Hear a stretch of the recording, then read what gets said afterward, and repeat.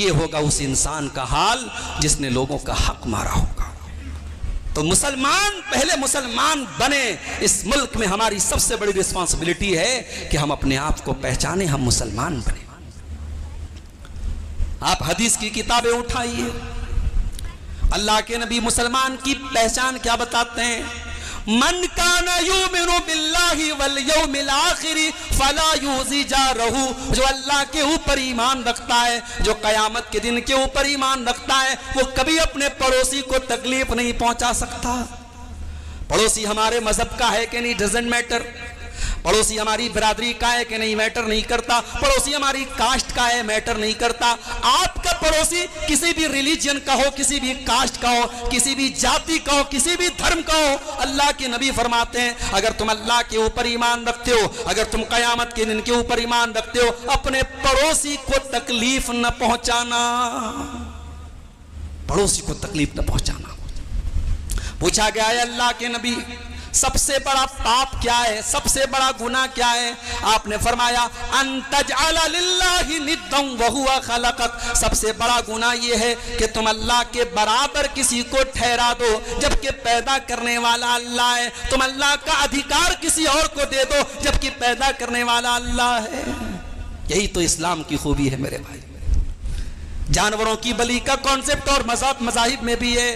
ابھی ایک ویڈیو میں نے دیکھا، دوسرے مذہب والے زندہ بکرے کو پکڑ کر کے اس کی گردن کے پاس منہ لگا کر کے اس کا خون پی رہا ہے۔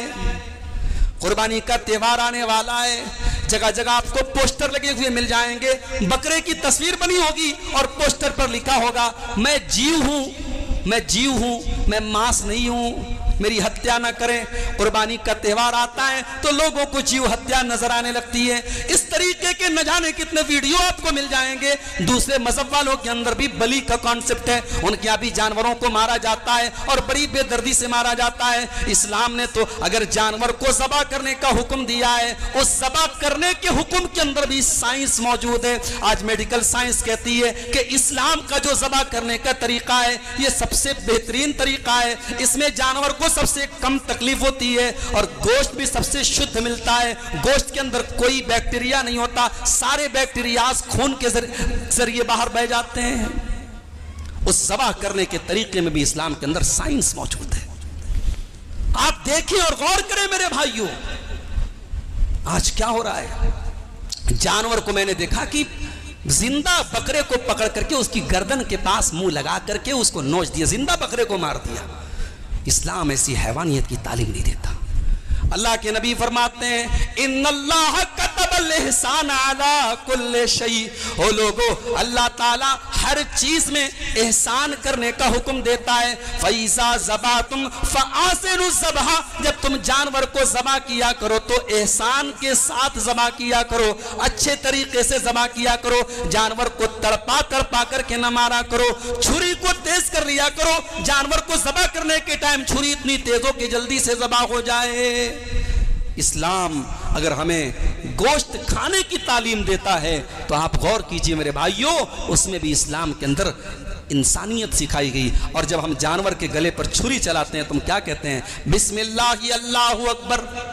ہم یہ جانور جو ذبح کر رہے ہیں ہم اس لیے نہیں کر رہے کہ اس جانور سے ہم کو نفرت ہے اور اس جانور سے ہم کو عداوت ہے۔ اس جانور کو اللہ نے ہماری خوراک بنایا ہے، ہماری غذا بنایا ہے، اس اللہ کا، اس پالنہار کا، اس پرمیشور کا ہم شکریہ ادا کرتے ہیں اور اس کا نام لے کر کے ہم جانور کو ذبح کرتے ہیں۔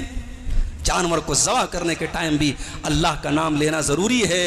اگر آپ بہترین طریقے سے جانور کو ذبح کر رہے ہیں، بہت بڑھیا بکرا لا رہے ہیں، لیکن اگر آپ نے اس رولنگ کو فالو نہیں کیا، اللہ کا نام نہیں لیا آپ نے ذبح کرنے کے ٹائم، تو پھر آپ کا جانور جو ہے وہ حرام ہو جائے گا، وہ آپ نہیں کھا سکتے اس کو۔ یہ ہے اسلام۔ جنازے کی نماز پڑھی جا رہی ہے، امام صاحب نے اللہ اکبر کہہ کر کے جنازے کی نماز شروع کی۔ ہر نماز میں رکوع بھی ہے، سجدہ بھی ہے، لیکن جنازے کی نماز میں رکوع نہیں ہے، سجدہ نہیں ہے۔ کیوں نہیں ہے؟ اسلام توحید والا مذہب ہے، اسلام نے جنازے کی نماز میں سجدہ نہ رکھا، اسلام نے جنازے کی نماز میں رکوع نہ رکھا تاکہ دنیا کو کہیں یہ میسج نہ چلا جائے اسلام اس مرے ہوئے انسان کو سجدہ کرنے کا حکم دیتا ہے، اس مردے کو سجدہ کرنے کا حکم دیتا ہے، اس لیے مردہ سامنے رکھا ہے تو کھڑے ہو کر کے نماز پڑھی جا رہی ہے، نہ رکوع کیا جا رہا ہے نہ سجدہ کیا جا رہا ہے۔ اور جنازے کی نماز میں اس مردے سے کچھ نہیں مانگا جا رہا ہے، اس مردے کے لیے اللہ سے مانگا جا رہا ہے۔ اللہم اغفر لحینا ومیتنا وشاہدنا وغائبنا وصغیرنا وکبیرنا وذکرنا وانسانا، اے اللہ ہمارے زندوں کو بخش دے، ہمارے مردوں کو بخش دے، جو موجود ہیں ان کو بخش دے، جو موجود نہیں ہیں ان کو بخش دے، اے اللہ مردوں کو بخش دے، اے اللہ عورتوں کو بخش دے، اے اللہ چھوٹوں کو بخش دے، اے اللہ بڑوں کو بخش دے۔ سب کی بخشش کی دعا مانگتے ہم جنازے کی نماز میں۔ تو اسلام توحید والا مذہب ہے میرے بھائیوں، مگر آج کیا ہو رہا ہے؟ وہ دی جس سے توحید پھیلی جہاں میں، وہ بدلا گیا آ کے ہندوستاں میں۔ مولانا الطاف حسین حالی نے 100 سال پہلے نقشہ کھینچا تھا کہ مسلمانوں میں شرک کے اڈے اور شرک کے کیسے کیسے مراسم مسلمانوں کے اندر آ گئے۔ مولانا الطاف حسین حالی نے بڑا اچھا نقشہ کھینچا تھا، فرمایا کرے غیر گر بت کی پوجا تو کافر، کواکب میں مانے کرشمہ تو کافر، جھکے آگ پر بہرے سجدہ تو کافر، جو ٹھہرائے بیٹا خدا کا تو کافر۔ یہ سارا کام غیر مسلم کرتا ہے، وہ آگ کے آگے سجدہ کرتا ہے، وہ ستاروں کے آگے سجدہ کرتا ہے، وہ عیسیٰ علیہ السلام کو اللہ کا بیٹا کہتا ہے، ہم کہتے ہیں کافر ہے۔ مگر مومنوں پر کشادہ ہے راہیں، پرستش کرے شوق سے جس کی چاہیں، نبی کو جو چاہیں خدا کر دکھائیں، اماموں کا رتبہ نبی سے بڑھائیں، مزاروں پہ جا جا کے نظریں چڑھائیں، شہیدوں سے جا جا کے مانگے دعائیں، نہ توحید میں کچھ فرق اس سے آوے، نہ اسلام بگڑے نہ ایمان جاوے۔ میرے بھائیوں دو رنگی چھوڑ دے، یک رنگ ہو جا، سراسر موم ہو یا سنگ ہو جا۔ جب لا الہ الا اللہ پڑھتے ہو تو توحید والے بن جاؤ اور شرک کی کوئی گنجائش اپنے گھر میں باقی نہ رہنے دو۔ یہی اس ملک میں ہماری سب سے بڑی ذمہ داری، اپنی توحید کی حفاظت کیجیے۔ حکومتیں آئیں گی اور جائیں گی، ستا پریورتن ہوتا رہے گا، کوئی آج ہے کل نہیں ہوگا، مگر ایمان باقی رہے، اسلام باقی رہے، توحید باقی رہے۔ ایک مسلمان کا امتیاز یہ، اس کی پہچان یہی ہے میرے بھائی۔ اللہ کے نبی نے فرمایا لا تقوم الساعۃ، قیامت اس وقت تک نہیں آئے گی حتی تضطرب علیات نساء دوس، جب تک کہ وہ زمانہ نہ آ جائے قبیلہ دوس کی عورتیں ذوالخلصہ نامی بت کا چکر نہ لگائیں گی، مسلمان عورتیں بتوں کی پوجا نہ کریں گی، مسلمان عورتیں شرک نہ کریں گی، مسلمان عورتوں کے اندر بھی بت پرستی نہ ہونے لگے گی، تب تک قیامت نہ آئے گی۔ تو یہ پہلی ذمہ داری ہے کہ ہم توحید کے راستے پر آ جائیں۔ دوسری ذمہ داری، مسلمان دنیا میں رہتا ہے، دنیا بنانے کے لیے بہت محنت کرتا ہے، دنیا کو بہتر کرنے کے لیے پڑھائی لکھائی بھی کرتا ہے، بزنس بھی کرتا ہے، نوکری بھی کرتا ہے، مگر مسلمان دنیا کو سب کچھ نہیں سمجھتا ہے۔ دنیا سب کچھ نہیں ہے، دنیا کے اندر رہ کر کے ہمیں آخرت کی تیاری کرنا ہے، مرنے کے بعد کی زندگی کی تیاری کرنا ہے۔ اسلام یہ کانسیپٹ بھی نہیں دیتا کہ آپ بیوی بچوں کو چھوڑ کر کے، بال بچوں کو چھوڑ کر کے پہاڑوں کی گفاؤں میں چلے جاؤ اور وہاں جا کے اللہ اللہ کرو، یہ اسلام کا کانسیپٹ نہیں ہے۔ ہمارے نبی نے شادیاں بھی کی، ہمارے نبی 4 بیٹیوں کے باپ بھی تھے، ہمارے نبی 3 بیٹوں کے باپ بھی تھے۔ آپ کے سارے بیٹے بچپن میں انتقال کر گئے، آپ نے بیویوں کا حق بھی ادا کیا، آپ نے اولاد کا حق بھی ادا کیا، 4 بیٹیوں کی آپ نے شادی بھی کی ہے، یہ سارے کام آپ نے کیے، اور آپ اللہ کے آخری نبی بھی تھے، آپ نے اسلام کا پرچار پرسار بھی کیا، آپ نے اسلام کی تبلیغ بھی کی ہے۔ میرے پیارے ساتھیوں، اسلام دنیا سے بھاگنے کا نام نہیں ہے، اسلام دنیا کو چھوڑنے کا نام نہیں ہے، اسلام دنیا کے ذریعے آخرت کو بنانے کا نام ہے۔ سب سے بہترین دعا جو قرآن میں ہمیں سکھائی گئی، حج کرنے انسان جاتا ہے، عمرہ کرنے جاتا ہے، طواف کے دوران بھی یہ دعا پڑھتا ہے. کون سی دعا ہے؟ یاد ہے آپ کو؟ ربنا آتنا فی الدنیا حسنہ وفی الآخرۃ حسنہ وقنا عذاب النار. پروردگار ہمیں دنیا میں بھلائی عطا فرما اور آخرت میں بھی بھلائی عطا فرما اور جہنم کی آگ سے ہماری حفاظت فرما.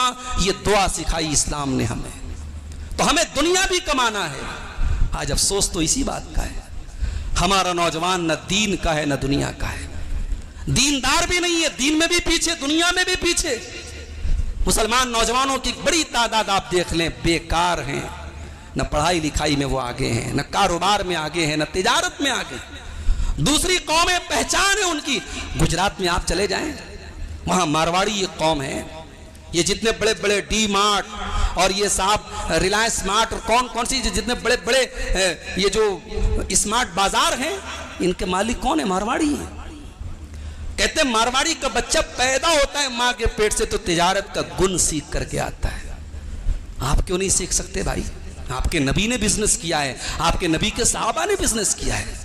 اور اس ملک میں ہمارا بھوشیہ اور ہمارا مستقبل اگر ہمیں بنانا ہے میرے بھائیوں، ہمیں کاروبار اور بزنس میں آگے بڑھنا پڑے گا. اور میں آپ کو ایک ایگزامپل دیتا ہوں. جب اللہ کے نبی کے صحابہ مکہ سے ہجرت کر کے مائیگریٹ کر کے مدینہ پہنچے، ظاہر ہے مدینہ میں اتنی مضبوط تو وہاں کی اکانومی نہیں تھی کہ مکہ سے آنے والوں کو سپورٹ کر دے. مدینہ تو خود ایک چھوٹی سی بستی تھی. اب وہاں ایک بہت بڑا اکنامیکل کرائسس پیدا ہو گیا. مکہ کے مہاجرین کیسے وہاں سروائیو کریں گے، بہت بڑا مسئلہ پیدا ہو گیا. اللہ کے نبی نے ایک راستہ نکالا. آپ نے کہا مکہ کے مہاجر اور مدینہ کے انصاری بھائی بھائی ہیں. مدینہ کے انصاریوں کا نام لے لے کر کے، مکہ کے مہاجرین کا نام لے لے کر کے اللہ کے نبی نے بھائی چارہ کرا دیا. آج ہمارے سماج میں سگا بھائی اپنے بھائی کا نہیں ہوتا، سگا بھائی اپنے بھائی کا بھلا نہیں چاہتا. وہاں نبی کی ایک بات پر مکہ کے مہاجرین کے لیے مدینہ کے انصاریوں نے اپنے دل کا دروازہ کھول دیا. یہاں تک کہ عبد الرحمن ابن عوف مکہ کے مہاجر تھے. جب یہ مدینہ پہنچے اللہ کے نبی نے ان کا بھائی چارہ حضرت سعد بن ربیع کے ساتھ کرایا. حضرت سعد بن ربیع کہتے ہیں اے میرے بھائی عبد الرحمن، یہ میری زمین ہے، یہ میری جائیداد ہے، یہ میرا گھر ہے، یہ میری پراپرٹی ہے. آ جاؤ بٹوارا کر لیتے ہیں، آدھا تم لے لو آدھا میں لے لیتا ہوں. اے عبد الرحمن، ابھی تمہاری شادی بھی نہیں ہوئی ہے، ابھی تم نے نکاح بھی نہ کیا ہے. میری 4 بیویاں ہیں، تم کسی ایک بیوی کو پسند کر لو، میں طلاق دے دیتا ہوں. عدت گزارنے کے بعد اس کی شادی تم سے کرا دیتا ہوں، تمہارا گھر بھی بسا دیتا ہوں، تمہیں زمین بھی دینے کو تیار، تمہیں جائیداد بھی دینے کو تیار. مگر صحابہ کرام خوددار لوگ تھے. وہ فری کے مال، جیسے ہمارے ہاں نوجوان جو ہوتے ہیں نا، فری کا مال ان کو چاہیے.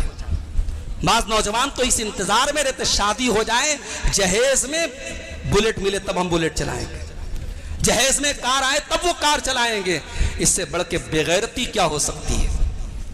بعض جگہوں پر تو مجھے یہاں تک پتا چلا کہ دلہا کی شیروانی بھی اس کے سسرال سے آتی ہے. دلہا جو انڈر ویئر پہنے ہوتا ہے وہ بھی سسرال سے آئی ہوتی ہے. کائے کا مرد ہے تو؟ ایسے مرد کی مردانگی پر شک ہوتا ہے میرے بھائی. تو ہمارے نوجوانوں کو فری کا مال چاہیے. عبد الرحمن بن عوف کو فری میں مل رہا ہے، نوکری بھی مل رہی ہے، زمین جائیداد بھی مل رہی ہے، رشتہ بھی مل رہا ہے. عبد الرحمن بن عوف نے کہا نہیں، بارک اللہ لکا، اے سعد ابن ربیع، اللہ تیرے مال میں برکت دے، تیرے فیملی میں برکت دے، تیرے پریوار میں برکت دے. نہیں چاہیے مجھے تیرا مال، میں بزنس مین آدمی ہوں، میں تاجر آدمی ہوں، مجھے مارکیٹ کا پتہ بتا دے. وہاں مدینہ میں ایک مارکیٹ تھا جس کا نام تھا سوق و بنی قینقاع. وہ بنی قینقاع کا مارکیٹ تھا، یہودیوں کا مارکیٹ تھا. اور یہودی اس زمانے میں بھی بہت ہوشیار قوم تھی، بہت مکار لوگ تھے. یہودیوں کا ہولڈ تھا اس مارکیٹ پر. اس مارکیٹ میں جا کر کے عبد الرحمن بن عوف نے پنیر کا اور گھی کا کاروبار شروع کیا اور کچھ ہی دن میں اتنا پیسہ کما لیا کہ نکاح کیا، شادی کیا اور بیوی کو سونے کی ڈلی دی انہوں نے مہر کے طور پہ. تو میرے بھائیوں، ہمارا نوجوان آج دین سے بھی پیچھے، دنیا سے بھی پیچھے. یہ دنیا کمانا چاہتا ہے، کیسے؟ حرام طریقے سے. یہ ڈریم 11 کے ذریعے پیسہ کمانا چاہتا ہے، یہ سود اور بیاج کے ذریعے پیسہ کمانا چاہتا ہے. ابھی مولانا عمران صاحب تقریر میں کہہ رہے تھے ہمارے بہت سارے نوجوان آج سود کی لعنت میں گرفتار ہیں.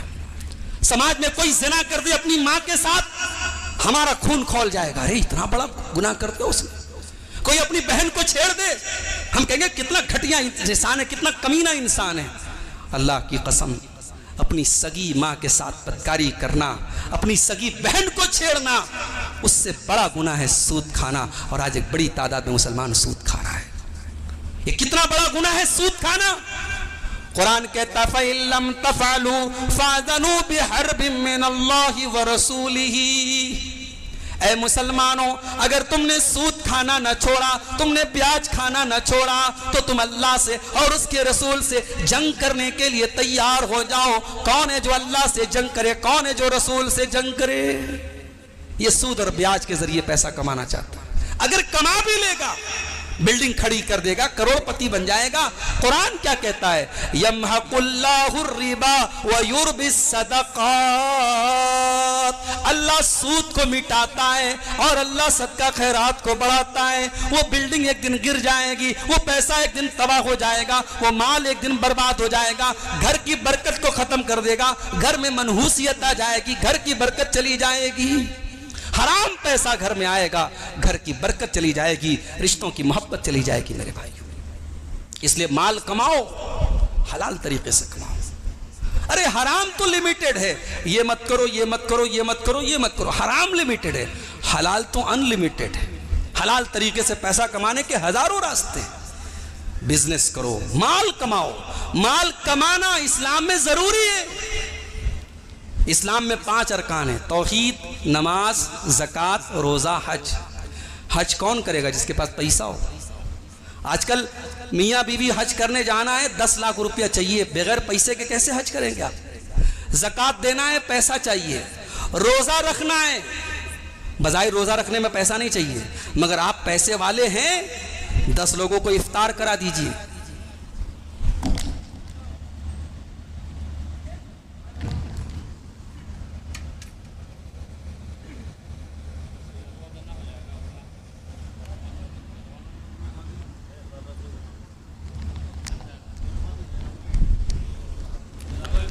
پیسہ ہے اگر آپ کے پاس, 10 لوگوں کو افطار کرا لیجئے. 10 لوگوں کو افطار کرا کے 10 روزے کا ثواب آپ کو مل جائے گا. تو روزے میں بھی پیسہ چاہیے, زکوٰۃ میں بھی پیسہ چاہیے. اب بچ گئی نماز. نماز میں بھی پیسہ چاہیے. بھائی نماز آپ کیسے پڑھیں گے؟ اکیلے تو نہیں پڑھیں گے, نماز جماعت سے پڑھیں گے. کہاں پڑھیں گے؟ مسجد میں پڑھیں گے. اور کھریاواں والے تو مشہور ہے. ابھی ایک صاحب نے بتایا کہ کھریاواں کا آدمی پورے ہندوستان میں جہاں بھی گیا ہے وہ مسجد ضرور بنوایا ہے. یہ خاص بات ہے. تو مسجد کیسے بنے گی؟ پیسے سے بنے گی. تو پیسہ کمانا, یہ بعض لوگوں نے سمجھا کہ صاحب اسلام میں مال بڑی خراب چیز ہے. نہیں بھائی, مال بہت اچھی چیز ہے. اسلام مال کمانے کی تعلیم دیتا ہے. اسلام بھیک مانگنے کی تعلیم نہیں دیتا. اسلام کسی کا محتاج بننے کی تعلیم نہیں دیتا. اسلام کہتا ہے اتنے اسٹرانگ بنو, اتنے مضبوط بنو, دوسروں کی مدد کرو. اسلام مصلی پر بیٹھ کر کے اللہ اللہ کیجیے اور آسمان سے من و سلوہ اترے گا, یہ اسلام کا کانسیپٹ نہیں ہے. اسلام کا کانسیپٹ کیا ہے؟ فَإِذَا قُضِيَتِ الصَّلَاةُ فَانْتَشِرُوا فِي الْأَرْضِ. جمعہ کا دن ہے, جمعہ کی نماز آپ نے پڑھ لی, نماز ختم ہو گئی. اللہ فرماتا ہے فَانْتَشِرُوا فِي الْأَرْضِ, زمین کے اندر پھیل جاؤ. وَابْتَغُوا مِنْ فَضْلِ اللَّهِ, اور اللہ کے فضل کو تلاش کرو, اللہ کی روزی روٹی کو تلاش کرو. تو پیسہ کماؤ میرے بھائیو, لیکن پیسے کو سب کچھ مت سمجھو. پیسہ کما کر کے اتیاچار مت کرو لوگوں پر. پیسہ کما کر کے اہنکار مت کرو. وَلَا تَبْغِ الْفَسَادَ فِي الْأَرْضِ, پیسہ کما کر کے فساد مت مچاؤ. 4 ویلر خرید لی, سڑک پہ لے کے نکلا, کسی غریب کو کچل دیا, یہ اسلام کی تعلیم نہیں ہے. پیسہ کما لیا, اچھا کپڑا پہن کے نکلا, کسی غریب کو حقارت کی نظر سے دیکھا, یہ اسلام کی تعلیم نہیں ہے. اسلام کہتا پیسہ کماؤ, اپنی ذات پر خرچ کرو, اپنے بچوں پر خرچ کرو, اپنے پڑوسیوں پر خرچ کرو, اپنے رشتہ داروں پر خرچ کرو, اپنی ذات کا حق ادا کرو, سماج میں لوگوں کی مدد کرو. پیسے کے ذریعے فساد مت کرو. اللہ کے نبی صلی اللہ علیہ وسلم کو ڈر تھا اس بات کا کہ میری امت کے اندر پیسہ کمانے کی ہوڑ نہ لگ جائے اور پیسہ کمانے کے لیے لوگ برباد نہ ہو جائیں. ایک مرتبہ اللہ کے نبی کے پاس مال آیا. حضرت ابو عبیدہ ابن جراح مال لے کر کے آئے بحرین سے. فجر کی نماز کا ٹائم تھا، صحابہ کو مال کی ضرورت تھی، گھروں میں پیسہ نہیں تھا، اناج کے دانے نہیں تھے۔ سلام پھیرا اللہ کے نبی نے، صحابہ سامنے آ گئے، صحابہ اللہ کے نبی سے مال مانگنا چاہتے تھے، مال لینا چاہتے تھے۔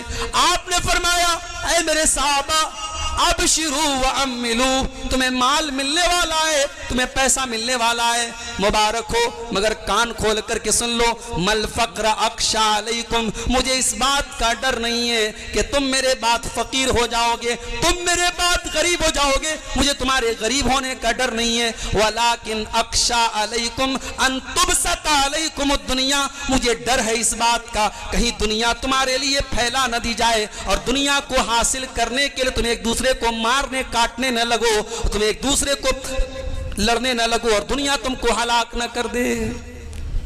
آج ہائے دنیا، ہائے دنیا، دنیا کے لیے ایک دوسرے کا لوگ حق مار رہے ہیں میرے بھائی۔ دنیا سے اوپر بھی ایک زندگی ہے میرے بھائی، آخرت کی زندگی ہے۔ یہاں تو 60 سال رہنا ہے، 40 سال رہنا ہے، وہاں تو ہمیشہ رہنا ہے، فار ایور۔ اور جب گرمی کے موسم میں آپ مسجد میں جمعہ کی نماز پڑھ کے گھر سے نکلے نا، گھر کے لیے جب نکلے، گھر کو جب جانے لگے تو سوچو قیامت بھی تو جمعہ کے دن ہوگی، قیامت کا دن بھی جمعہ کا دن ہوگا، اور دوپہر ہونے کے پہلے پہلے حساب کتاب ہو جائے گا، اور جنتی جنت کی طرف چلے جائیں گے اور جہنمی جہنم کی طرف چلے جائیں گے۔ جب گرمی کے موسم میں مئی اور جون کے مہینے میں جب آپ اپنی مسجد پر جمعہ کی نماز پڑھ کے اپنے گھروں کو جائیں اور پنکھے کی اور کولر کی اور اے سی کی ہوا میں آرام سے بیٹھیں، تو میرے بھائیوں کبھی اس پر بھی غور کرو کہ اے اللہ کل قیامت کے دن بھی جمعہ کا دن ہوگا، اے اللہ تو ہمیں اس بات کی توفیق دے کہ جمعہ کے دن، قیامت کے دن تو ہمارا حساب و کتاب ایسا لے کہ ہم جنت میں جائیں۔ اس لیے کہ قرآن کہتا ہے اصحاب الجنت یومئذ خیر مستقرا واحسن مقیلا، قیامت کے دن جنتی بہترین ٹھکانے میں جائیں گے اور بڑے آرام سے دوپہر کو سو جائیں گے، دوپہر میں قیلولہ کریں گے۔ تو جس طریقے سے جنتی دوپہر میں آرام سے قیلولہ کریں گے، اگر آج دنیا میں جمعہ کی نماز پڑھ کے آپ اپنے گھر میں قیلولہ کرتے ہیں، آپ اس دن کو یاد کریں میرے بھائیوں اور اس دن کی تیاری کریں میرے عزیزوں۔ اور آگے بڑھیے، ہماری ایک ذمہ داری اور ہے کہ ہمارے نوجوان اپنی ذمہ داری کو سمجھیں۔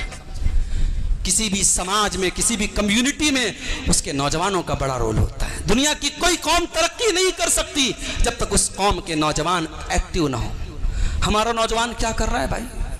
رات کو 2 بجے تک انسٹاگرام چلا رہا ہے، فیس بک کی ریلز چلا رہا ہے، آئی پی ایل پہ سٹہ بازی کر رہا ہے، گٹکھا کھا رہا ہے، ڈرگس لے رہا ہے، شراب میں دھت ہے، بدکاری میں، حرام کاری میں لگا ہوا ہے۔ یہ ہمارے نوجوانوں کا حال ہے میرے بھائی۔ میرے نوجوانوں اپنی اہمیت کو سمجھو۔ اللہ نے آج آپ کو جوانی دی ہے، کل جب 40 سال کے ہو جاؤ گے، 50 سال کے ہو جاؤ گے، وہ انرجی نہیں بچے گی بدن میں، وہ طاقت نہیں بچے گی۔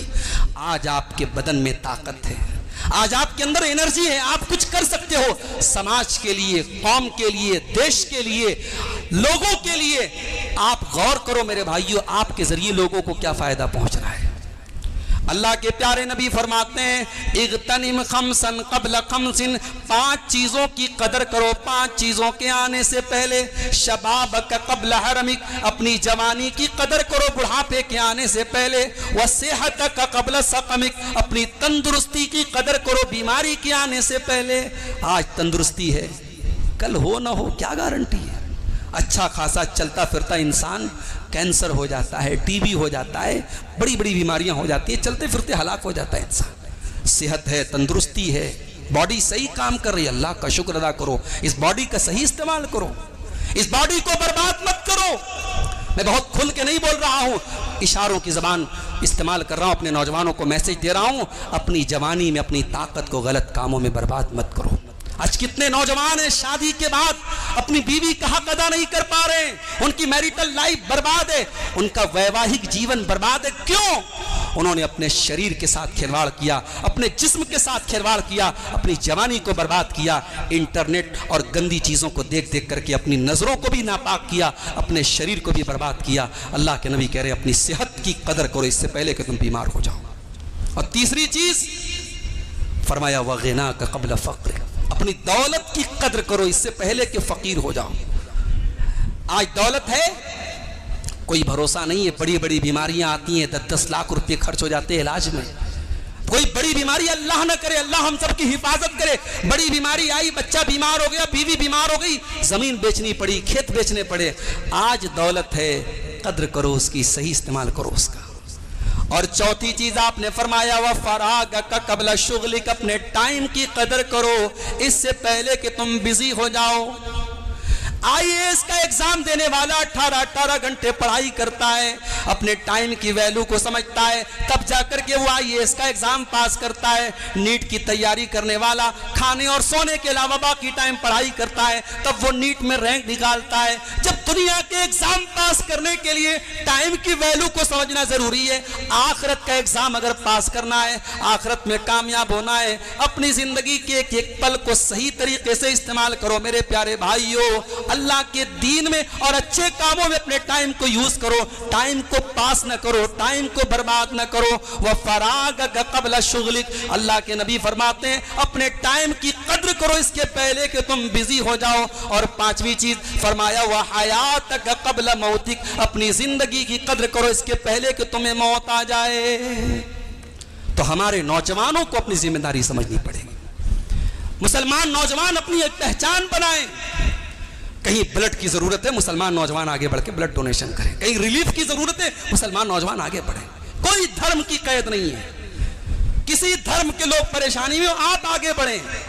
کسی کی مدد کرنے سے اسلام آپ کو نہیں روکتا ہے، کسی مجبور کے کام آنے سے اسلام آپ کو نہیں روکتا ہے. آپ کی جسم کے ذریعے، آپ کی ذات کے ذریعے لوگوں کا بھلا ہو.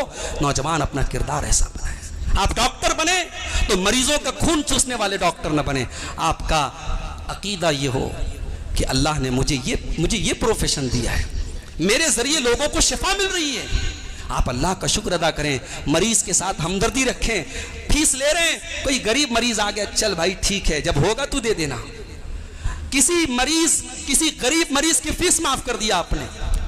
کوئی غریب اسٹوڈنٹ ہے، اس کی پڑھائی آپ نے اپنے ذمہ لے لی. کوئی یتیم بچہ ہے، اس کی پرورش آپ نے اپنے ذمہ لے لی. یہ بھی تو کرنے کے کام ہے میرے بھائی، یہ بھی تو مسلمان کا کام ہے. اللہ کے نبی فرماتے ہیں کہ یتیم کو پالنے والا، یتیم کی کفالت کرنے والا، یتیم کے سر پہ محبت سے ہاتھ پھیرنے والا، قیامت کے دن جب وہ آئے گا تو وہ میرے ساتھ اس طریقے سے ہوگا جیسے یہ دونوں انگلیاں رہتی ہیں. ابھی سپریم کورٹ کے جو چیف جسٹس ہیں، جسٹس چندرچوڑ صاحب، ان کے بارے میں ایک بات میں نے پڑھی اور جانی تو مجھے بڑا اچھا لگا. جسٹس چندرچوڑ صاحب نے ایک بچے کو ایڈاپٹ کیا، بچے کو گود لیا. اب یہ ایک الگ مسئلہ ہے، اسلام میں بچے کو گود لینے کی بہت ساری کنڈیشن ہے. بچہ گود لیں گے تو آپ اس کو اپنا بیٹا نہیں بنا سکتے، اس کو اپنا نام نہیں دے سکتے. وہ ایک کنڈیشن ہے اسلام کی اور بہت اسٹرکٹ ہے اسلام اس معاملے میں. تو جسٹس چندرچوڑ صاحب نے ایک بچے کو گود لیا کیونکہ ان کو اولاد نہیں تھی. بھئی عام طور سے انسان بچے کو گود کب لیتا ہے کہ وہ ہمارے بڑھاپے کا سہارا بنے. جسٹس چندرچوڑ صاحب نے ایسے بچے کو گود لیا جو اپاہج تھا. اپاہج بچے کو گود لیا، جس کو کوئی گود نہیں لیتا، اس کو انہوں نے گود لیا کہ اس بچے کا میں سہارا بن جاؤں. آج ان کے بچے ماشاءاللہ، وہ جس بچے کو انہوں نے اڈاپٹ کیا وہ بچے بڑے ہو گئے اور اچھی پوسٹ پر آ گئے. اب سوچئے وہ بچہ ہمیشہ جسٹس صاحب کا شکر گزار رہے گا. یہ وہ ظاہر ہے جسٹس صاحب غیر مسلم ہے، لیکن انہوں نے اتنا بہترین کام کیا. یہ ہمارا کام ہے میرے بھائی. ابھی میں نے ایک تقریر کے لیے بیٹھا تھا، میں ٹویٹر پر ایک نیوز آئی کہ کوئی ایکس مسلم سمیر نام کا ایک نوجوان ہے، اس نے لائیو ویڈیو میں قرآن جلایا ہے. ہر مسلمان سن کر کے اس کے دل میں آکروش کی آگ جل رہی کہ ہمارے قرآن کو جلایا جا رہا ہے. ہم اس پر پرتکریائیں کر رہے ہیں، ہم اس کو گرفتار کرنے کی ڈیمانڈ کر رہے ہیں. ٹھیک ہے، وہ اپنی جگہ صحیح ہے، مگر آج تو قرآن کو جلایا جا رہا ہے. آج سے 1400 سال پہلے یہ قرآن جس نبی پر اترا تھا، اس نبی کا بائیکاٹ کیا گیا تھا. اس نبی کو 3 سال تک پورے سماج سے کاٹا گیا تھا. اس نبی کے گھر کے بچے بھوکے رہے 3 سال تک، درختوں کے پتے اور چمڑے چبا کے زندگی گزارنی پڑی. وہ دور بھی نبی نے دیکھا ہے، اور وہ دور آج ہم نبی کے امتی اگر ہم دیکھ رہے ہیں. ہمارا کام تو یہ ہونا چاہیے ہم قرآن کو اپنے غیر مسلم بھائیوں تک پہنچا دیں. ہمارے پڑوس میں مشرا جی رہتے ہیں، پاٹھک جی رہتے ہیں، پٹیل جی رہتے ہیں، یادو جی رہتے ہیں. ہم ان سے کاروبار کرتے ہیں، ان کی دکانوں سے سامان لیتے ہیں. کبھی ہم نے ان کو قرآن دیا؟ ہندی میں بھی قرآن آتا ہے، بنگلہ میں بھی قرآن آتا ہے، انگلش میں بھی قرآن آتا ہے. ہم قرآن دے دیں. پاٹھک جی ذرا قرآن پڑھ لیجئے گا، مشرا جی ذرا قرآن پڑھ لیجئے گا. یہ ہمارے مذہب کی کتاب ہے، یہ آپ کی بھی کتاب ہے. اسے مانوتا کی کتاب کہا گیا ہے. اس کا تھوڑا سا ادھین کر لیجئے گا. کیا عجب اللہ کی کیا قدرت میرے بھائی کہ مشرا جی، پاٹھک جی، یادو جی اس قرآن کو جب شدھ من سے پڑھیں، اللہ ان کے دل میں قرآن کو اتار دے میرے بھائی. اور کم سے کم نہ اتارے، قیامت کے دن اللہ پوچھے گا تو ہندوستان کی سرزمین پر رہتا تھا، تیرے آس پاس میں بہت سارے دوسرے دھرم کے ماننے والے رہتے تھے، میری کتاب تیرے پاس تھی، مانوتا کی کتاب تیرے پاس تھی، تو نے اپنے ہندو بھائیوں کو دی کہ نہیں دی؟ کم سے کم آپ اللہ کے یہاں یہ تو کہہ سکتے کہ ہاں اے اللہ، میں نے یہ کتاب ان بھائیوں تک بھی پہنچائی تھی، ان کو دی تھی. یہ کام بھی ہمارا کرنے کا کام ہے میرے بھائی. اور آپ یقین رکھیے یہ دین ہمارا نہیں ہے، یہ اللہ کا دین ہے. اللہ کے نبی فرماتے ہیں واللہ لیتمن ھذا الامر ما بلغ اللیل والنہار. اللہ کا یہ دین وہاں تک پہنچے گا جہاں تک سورج کی کرنیں پہنچتی ہے، جہاں تک دن اور رات پہنچتا ہے وہاں تک اللہ کا دین پہنچے گا. اللہ ہر گھر میں اس دین کو داخل کرے گا، ہر کچے گھر میں، ہر پکے گھر میں اس دین کو داخل کرے گا. بھارت کی سرزمین پر اسلام کوئی تلوار کے بل پہ نہیں آیا ہے میرے بھائی. اسلام ہمارے ویوہار سے پھیلا ہے، ہماری بہترین باتوں سے پھیلا ہے، ہمارے اچھے سلوک سے پھیلا ہے، ہماری مساوات سے پھیلا ہے. ہم نے بھارت میں آ کر کے سندیش دیا، کوئی اونچ نیچ نہیں ہے. ہم نے بھارت میں آ کر کے پیغام دیا، اسلام میں کوئی چھوا چھوت نہیں ہے. اسلام میں سعودی عرب میں آج بھی آپ جا کے دیکھ لیں، مکے میں اللہ اکبر اذان کی آواز آئی، نماز کا ٹائم آیا، کروڑ پتی بھی کھڑا ہے لائن میں، اور مکے کا کرمچاری، صفائی کرمچاری بھی اس کروڑ پتی اس بادشاہ کے بغل میں کھڑا ہے، اور وہ یہ کہہ کے ہٹا نہیں سکتا تو پیچھے چلا جا، تو چھوٹی جاتی کا ہے، تو نیچ جاتی کا نہیں. اسلام میں ایسا کوئی کانسیپٹ نہیں ہے. اسلام پھیلا ہے تو ان چیزوں کے ذریعے پھیلا ہے میرے بھائی. اور اللہ تبارک و تعالیٰ کب کس کا دل پھیر دے ہم نہیں جانتے. اتر پردیش کی اعظم گڑھ کی سرزمین پر ایک ہندو نوجوان جس کا نام بانکے رام تھا، اس کو اللہ نے توحید کی دولت سے نوازا. بانکے رام نے اسلام قبول کیا، اس کا نام ضیاء الرحمن رکھا گیا. بانکے رام نے تعلیم حاصل کرنے کے لیے تمل ناڈو کے ایک مدرسے میں ایڈمیشن لیا جس کا نام جامعہ دارالسلام عمر آباد ہے. ابھی جمعہ کو میں وہاں گیا تھا، یہ جو پچھلا جمعہ گزرا ہے وہاں گیا تھا میں. جامعہ دارالسلام عمر آباد میں اس نے ایڈمیشن لیا، 8 سال تک وہاں تعلیم حاصل کی. پھر مدینہ پہنچا، مدینہ یونیورسٹی میں ایڈمیشن لیا، وہاں پر انہوں نے پی ایچ ڈی کی، ایم اے کیا، پی ایچ ڈی کی، اور اعلیٰ تعلیم انہوں نے حاصل کی. دنیا ان کو ڈاکٹر ضیاء الرحمن اعظمی کے نام سے جاننے لگی. اور وہی آدمی جو کل تک بانکے رام تھا آج علم حدیث کا ایک بہت بڑا اسکالر بن گیا، ایک بہت بڑا عالم بن گیا. میرے پیارے ساتھیوں، اللہ کب کس کے دل کو پھیر دے اور اللہ کب کس کے ذریعے کون سا کام لے لے ہم نہیں جانتے. اس لیے میرے پیارے ساتھیوں، یہ بھی ہماری ذمہ داری ہے اپنے غیر مسلم بھائیوں تک اسلام کے سندیش کو ہم پہنچائیں، اور مایوس نہ ہو حالات سے ہم کبھی مایوس نہ ہو. اسلام مایوس ہونے کی تعلیم نہیں دیتا. اللہ تعالیٰ قرآن میں کہتا ہے لا تیأسوا من روح اللہ، اللہ کی رحمت سے کبھی مایوس نہ ہونا. انہ لا ییأس من روح اللہ الا القوم الکافرون، اللہ کی رحمت سے وہی لوگ مایوس ہوتے ہیں جو اللہ کا انکار کرنے والے ہوتے ہیں. مایوس مت ہو میرے بھائی. ٹھیک ہے، حالات کچھ پریشانی والے ہیں، انشاءاللہ اچھے دن آئیں گے. ہم اپنے کام میں لگے رہیں، اچھے کاموں میں لگے رہیں، اپنے مشن میں لگے رہیں. ہاں ایک بات اور یاد رکھیے، ہمیں اپنے آپ کو مضبوط بھی بنانا ہے. وہ شاعر نے کہا نا، نہ کڑوا بن نہ حلوا بن کہ چٹ کر جائیں بھوکے، نہ کڑوا بن کہ جو چکھے وہ تھوکے. اتنے کڑوے بھی مت بنو کہ جو منہ میں ڈالے وہ تھوک دے، اور اتنے حلوا بھی مت بنو کہ جو چاہے وہ چٹ کر جائے. اپنے آپ کو اسٹرانگ بناؤ، اپنے وجود کو بنواؤ میرے بھائی. آپ سے چھوٹی چھوٹی کمیونٹی اس ملک میں ہے، لیکن اس کے پاس آج کیا مجال ہے کوئی اس کے بارے میں کچھ بول دے. اس کا اپنا ایک پاور ہے، اپنی ایک ویلو ہے.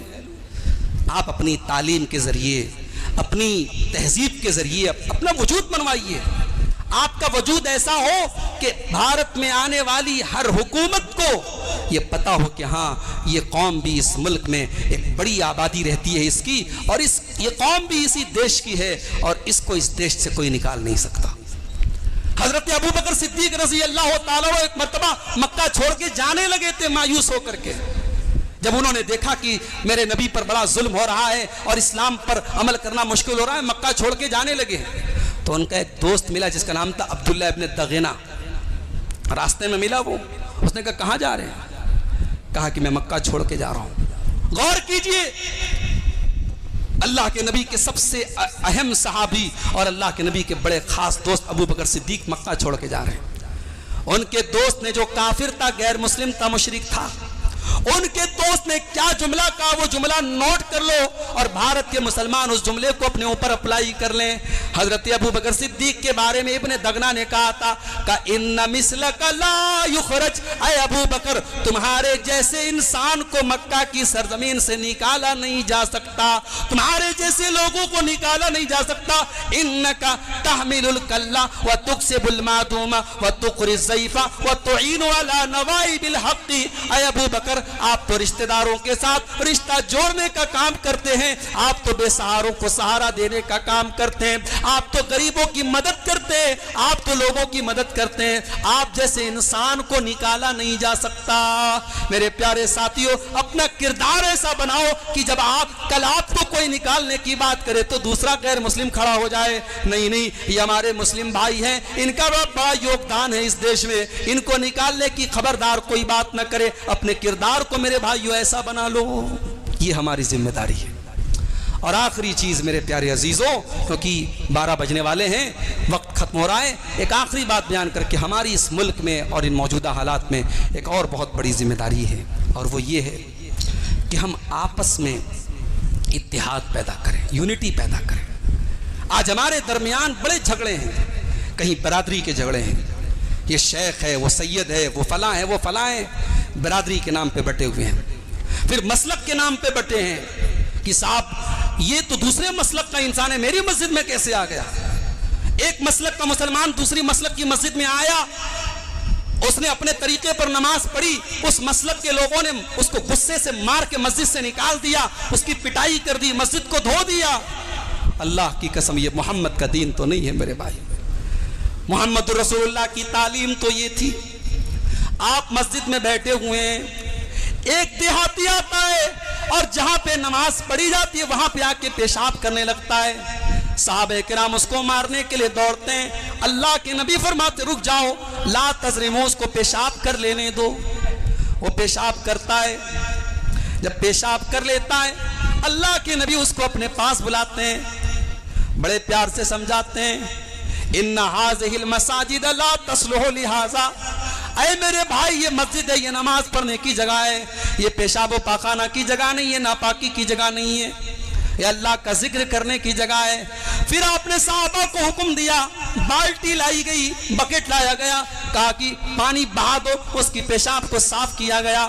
اتنے پر بھی بس نہیں کیا اللہ کے نبی نے، جب وہ دیہاتی چلا گیا آپ نے اپنے صحابہ کو بلایا، آپ نے کہا تم لوگ اتنا جلدی جوش میں کیوں آ گئے، اتنا جلدی اتاولے کیوں بن گئے، اتنے جلدی تم ایموشنل کیوں بن گئے، اس کو مارنے کے لیے کیوں دوڑ گئے؟ انما بعثتم مبشرین ولم تبعثوا منفرین، اے میرے صحابہ تم دنیا میں محبت پھیلانے کے لیے بھیجے گئے ہو، تم نفرت پھیلانے کے لیے نہیں بھیجے گئے ہو۔ وہ لوگوں جس نبی کی یہ تعلیم تھی، اس نبی کے نام پر آج، اس نبی کے نام پر آج مسجدیں بنی ہیں اور مسجدوں میں مسلک کے نام پہ بٹوارے ہیں، اور ایک مسلک کی مسجد میں دوسرے مسلک کے مسلمان کو پرمیشن نہیں نماز پڑھنے کی۔ کب تک کرو گے یہ کام؟ کب تک یہ اختلاف اور انتشار اور تفرقے میں پڑے رہو گے میرے بھائی؟ ایک ہی سب کا نبی، دین بھی، ایمان بھی ایک، حرم پاک بھی، اللہ بھی، قرآن بھی ایک، کچھ بڑی بات تھی ہوتے جو مسلمان بھی ایک۔ فرقہ بندی ہے کہیں اور کہیں ذاتیں ہیں، کیا زمانے میں پنپنے کی یہی باتیں ہیں؟ فرقہ بندی کو ختم کرو میرے بھائیوں، ایک ہو جاؤ، یونائٹڈ ہو جاؤ، متحد ہو جاؤ، ایسے بن جاؤ جیسے اللہ کے نبی نے فرمایا المسلم من سلم المسلمون من لسانہ ویدہ، مسلمان تو وہ ہے جس کی زبان سے، جس کے ہاتھ سے دوسرے مسلمان محفوظ ہوں۔ آپ نے فرمایا المومن للمومن کالبنیان یشد بعضہ بعضا، مومن تو دوسرے مومن کے لیے ایک گھر کی طرح ہوتا ہے، ایک بلڈنگ کی طرح ہوتا ہے، جیسے ایک بلڈنگ کا ہر حصہ دوسرے حصے کو طاقت دیتا ہے، مومن مومن کو طاقت دیتا ہے، مومن مومن کو سپورٹ کرتا ہے۔ ایسے بنو، کہ کہیں بھی آپ کے مسلمان بھائی کے ساتھ اتیاچار ہو، آپ کو تکلیف ہو، اس کا درد آپ محسوس کریں، اتنی یونٹی آپ کے اندر ہو. یہ یونٹی اللہ کے نبی نے پیدا کی تھی. میرے عزیزو، آج اتحاد اس امت کی ضرورت ہے. اور یہ بھی میں بتا دیتا ہوں، اتحاد کا فارمولہ بھی بتا کے جاتا ہوں. اتحاد پیدا کیسے ہوگا، یہ تفرقے ختم کیسے ہوں گے، اس کا فارمولہ بھی اللہ نے قرآن میں بتا دیا. وَاعْتَصِمُوا بِحَبْلِ اللَّهِ جَمِيعًا وَلَا تَفَرَّقُوا. اللہ کی رسی کو مل کر کے تھام لو. اللہ کی رسی کیا ہے؟ یہی قرآن اور حدیث ہے، یہی رب کا قرآن ہے، یہی مصطفیٰ کا فرمان ہے. اور رب کعبہ کی قسم، اہل حدیث کی دعوت بھی انہی دو چیزوں کی نام ہے. انہی دو چیزوں کا نام اہل حدیث کی دعوت ہے. رب کے قرآن کو تھام لو، مصطفیٰ کے فرمان کو تھام لو. علماء کا احترام اپنی جگہ ہے، ائمہ کا احترام اپنی جگہ ہے، ہم سب کا احترام کرتے ہیں، مگر ہم یہ کہتے ہیں کہ دین حق میں واجب القبول دو ہی چیزیں ہیں، اطیعوا اللہ و اطیعوا الرسول. رب کا قرآن اور رسول اللہ کا فرمان، ان دو چیزوں پر آ جاؤ، سارے جھگڑے ختم ہو جائیں گے میرے پیارے ساتھیوں. یہی وہ طریقہ ہے، یہی وہ ہائی وے ہے جس ہائی وے پر محمد رسول اللہ صلی اللہ علیہ وسلم نے ہم سب کو چھوڑا ہے. اللہ کے نبی نے فرمایا ترکتکم علی المحجۃ البیضاء، اے لوگوں میں نے تم کو اس راستے پر چھوڑا ہے جو بالکل کلیئر راستہ ہے، اور وہ اللہ کے دین کا راستہ ہے. میرے بھائیوں، یہ چند باتیں موجودہ دور میں ہماری ذمہ داریوں کے تعلق سے میں نے آپ کے سامنے رکھی ہیں. ہماری مائیں بہنیں بھی آئی ہیں، کچھ باتیں ان کے تعلق سے بھی رکھنی تھی، مگر وقت پورا ہو چکا ہے اور اب مزید آپ کا وقت لینا مناسب نہیں ہے. کافی تاخیر سے آپ لوگ پروگرام سن رہے ہیں. میں دعا کرتا ہوں اللہ تعالیٰ سے، اللہ تعالیٰ ہم سب کو اپنی اصلاح کی توفیق عطا فرمائے. اللہ اس معاشرے میں ہم سب کو اپنی ذمہ داریوں کو سمجھنے کی توفیق عطا فرمائے. رب العالمین اس بستی کے لوگوں کو خیر و برکت سے نوازے. رب العالمین یہاں جو ہمارے اہل توحید بھائی رہتے ہیں ان کو توحید و سنت پر قائم رہنے کی توفیق عطا فرمائے. اور ہمارے وہ بھائی جو اس منہج سے، اس دعوت سے کسی بھی وجہ سے بدگمان ہیں، دور ہیں، اللہ تعالیٰ ان کو اس منہج کو، اس دعوت کو سمجھنے کی توفیق عطا فرمائے. ہمارے غیر مسلم بھائی جو آج کے جلسے میں آئے ہیں یا جو ہمارے اڑوس پڑوس میں رہتے ہیں، اللہ تعالیٰ ہمارے غیر مسلم بھائیوں کو بھی ہر شر سے، ہر برائی سے، ہر تکلیف سے ان کی حفاظت کرے. اللہ ان کو دین حق کو قبول کرنے کی توفیق عطا فرمائے. رب العالمین امن، شانتی، بھائی چارے کو برقرار رکھے. اللہ ایک دوسرے کی محبت ہم سب کے دلوں میں پیدا فرما دے. رب العالمین ہمیں کتاب و سنت سے اپنا ناطہ جوڑنے کی توفیق عطا فرمائے. جو بیمار ہیں اللہ ان کو شفائے کامل عاجل عطا فرمائے. جو روزی روٹی سے پریشان ہیں اللہ ان کے کاروبار میں برکت نصیب فرمائے. اللہ جب تک ہمیں دنیا میں زندہ رکھے، اسلام پر زندہ رکھے اور ہم سب کا خاتمہ ایمان پر ہو. آمین. وآخر دعوانا الحمدللہ رب العالمین. والسلام علیکم ورحمۃ اللہ وبرکاتہ.